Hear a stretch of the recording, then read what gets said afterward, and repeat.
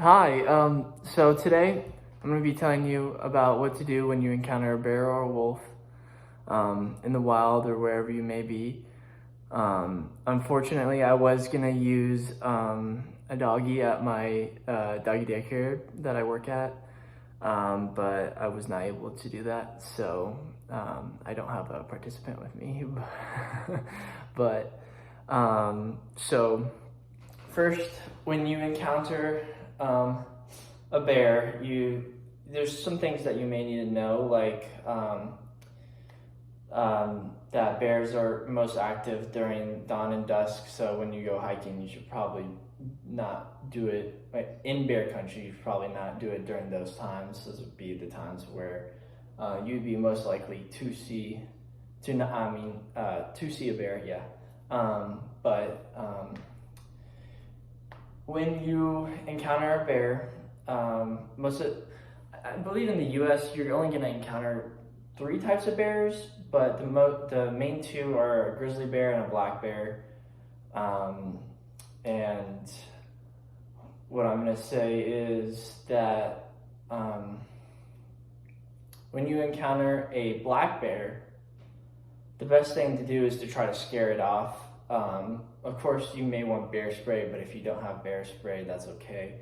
I'm gonna first put my arms in the air, get really big, really possessive, get really big.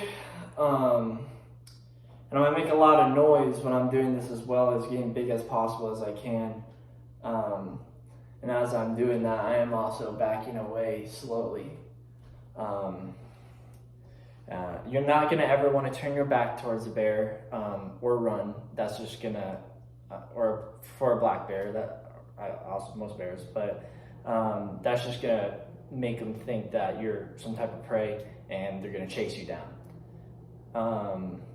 But if the bear does come closer to you, what you want to do is your arms are in the air. You have your bear spray in your hand. Hopefully it's somewhere accessible along your side. You're gonna want to bring that down, spray him right in the face and the eyes and whatnot, but you're gonna want to spray it in spurts.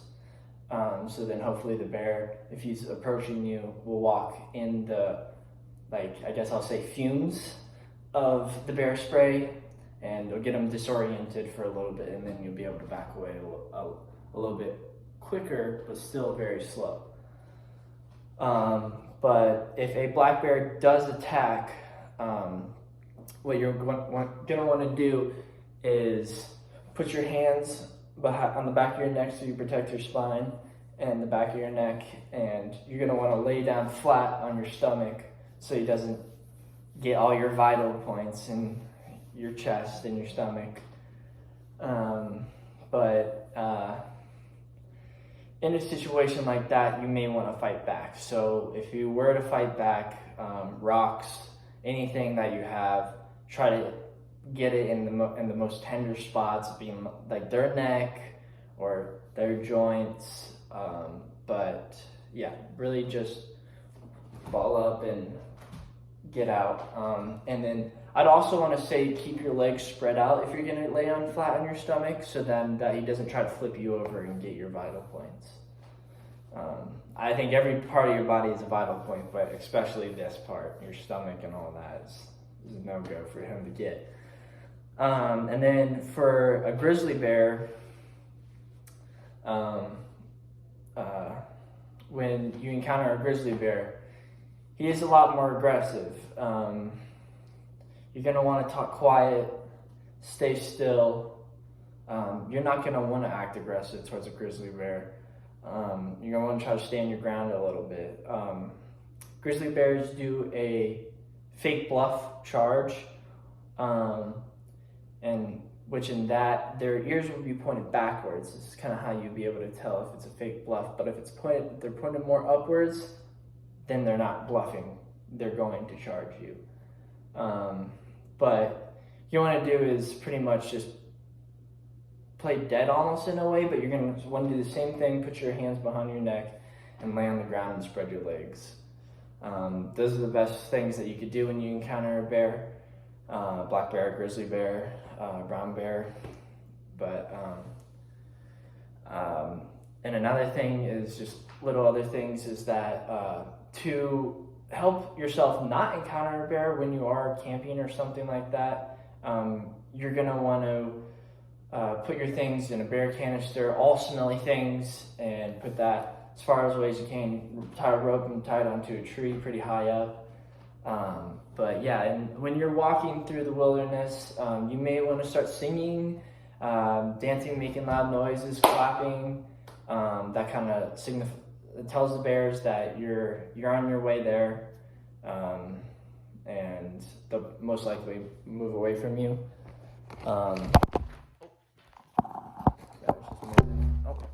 Just moving this. But for a wolf, most wolves aren't going to directly just charge you or kind of stand his ground like a bear would.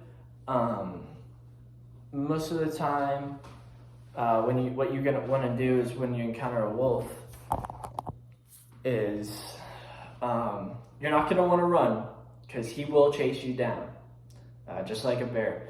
But you're gonna want to back away slowly, get intimidating, put your hands up in the air, wave them around.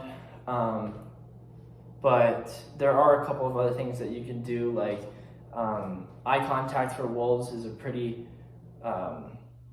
a thing that they look at a lot. So if you're kind of being a little bit submissive and he's still approaching you, that's when you're going to want to get aggressive and big and stand your ground, because he knows what you're thinking when you're doing that. You're standing your own territory, even though that side's his territory.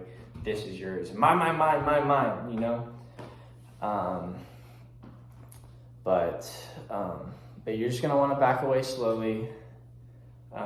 And if the wolf does try to attack you, you're going to want to get into the fetal position and protect your neck. But most wolves aren't as hard to fight away as bears, obviously. But I would grab anything on the ground and try to hit it in the face. That's going to deteriorate him and make him go away, because he's just got hit in a pretty sensitive spot on his face. But yeah, so unfortunately I wasn't able to use a doggy as a subject as a wolf, but yeah, so that's what you should do if you encounter a grizzly bear, black bear, and pretty much any type of wolf.